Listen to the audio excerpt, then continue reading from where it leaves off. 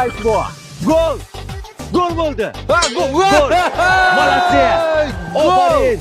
Yashang, Rasbo. Qoyil, Rasbo, qoyil. Zo'r. Ne tur? Ikkovi. Men sizlarga tushunmadim. Hozir men gol urdimmi? Gol bo'ldi rais bu. Gol bo'ldi. Gol. Gol. Qanaqasiga gol bo'ladi?